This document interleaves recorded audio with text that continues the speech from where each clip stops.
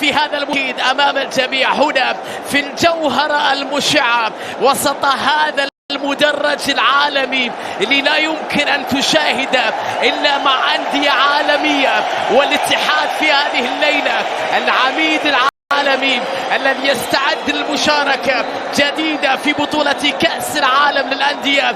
قبل ذلك سيحتفل هذه الليلة بتاسع ألقابه في بطولة الدوري وسط هذا المدرج الذي يفوق الوصف، ولا يمكن لكلمات معلق أو مغرد أو أيا كان أن يعطي لهذا المدرج حقه الذي بالتأكيد يستحق من حيث الصورة الرائعة للغاية.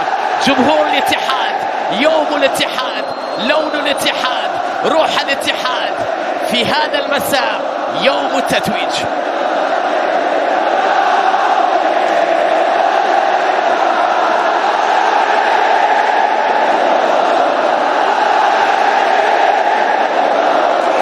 أجواء كرنفالية كبيرة جدا قبل انطلاقة هذه المباراة. جدة كانت تحتفل منذ اليوم الذي فاز فيه الاتحاد على الفيحاء في الجولة الماضية.